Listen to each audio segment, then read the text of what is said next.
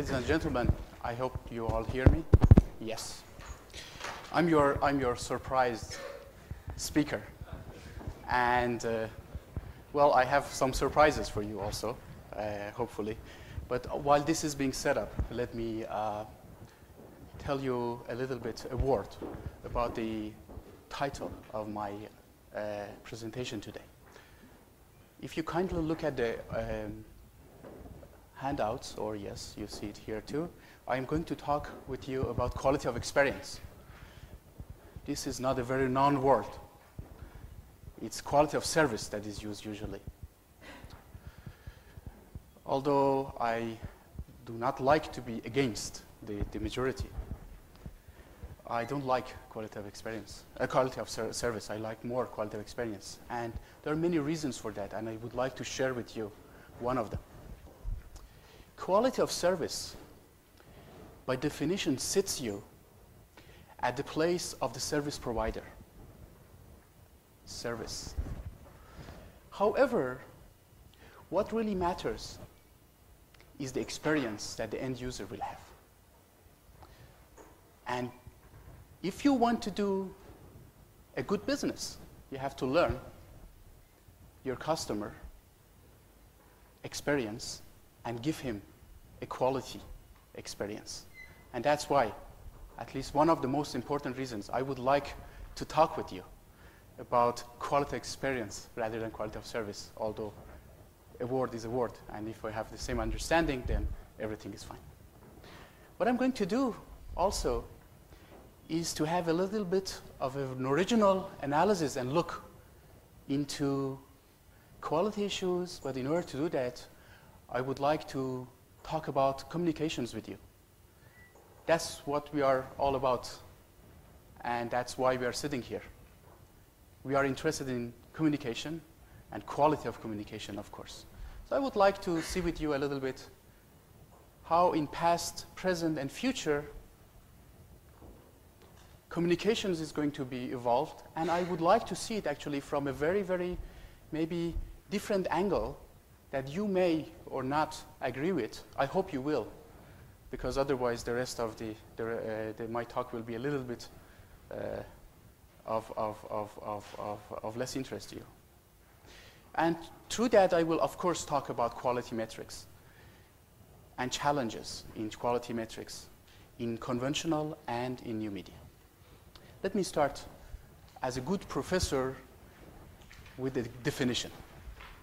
I'm sure you, because of your background, because of the business you are in, or the research that you are doing, you all have a different, maybe close, but a different definition of communication. Here is one. Communication, in fact, has always been about sharing experience. Now, this experience can be real, it can be imaginary. In fact, if we go back to the early times of our ancestors, but really early ones, the cavemen, they were communicating, maybe not in a very good language, but they were, had gestures, they were using maybe some words, and they were drawing. They were trying to explain to others how the hunt went on and how dangerous or brave they were, right? Sometimes maybe they exaggerated. It wasn't even true. That was imaginary, right?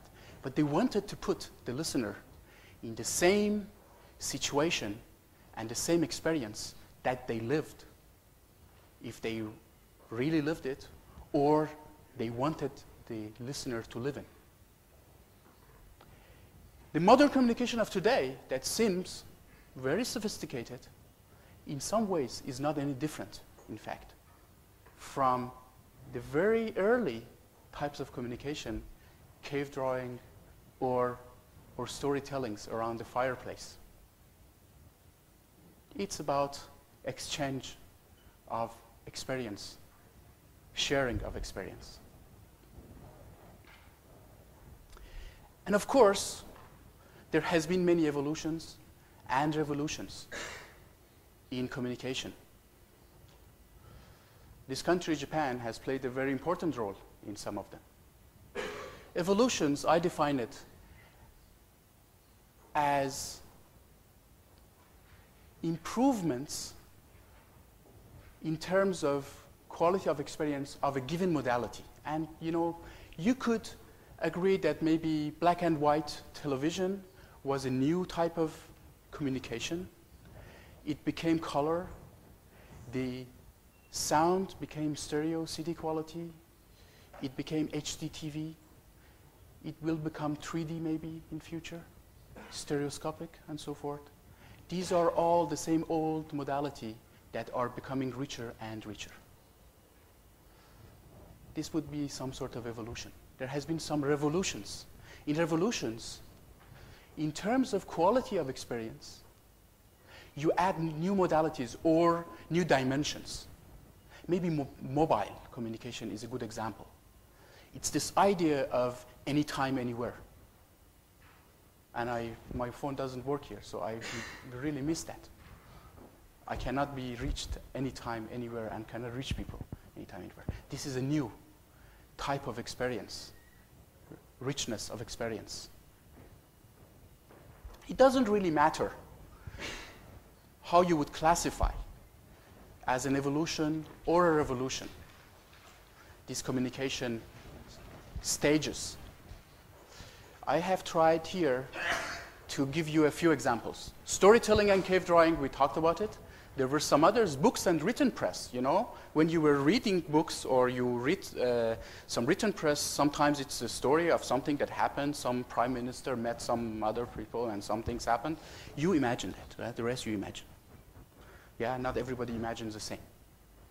If there is a picture taken, photograph taken of this event, you can imagine better, right? And you can, if there is a movie, you can imagine better and better. It's as if you were actually there. Now, which one of these is evolution, which one of these is revolution? Doesn't really matter that much. Recently, we talked about internet and mobile communication. These are the two most recent trends, and they are even merging. They have, in some cases, even merged. The question would be, when we talk about quality of experience, what will be the next new experience? Let me try to spend some time on that. There are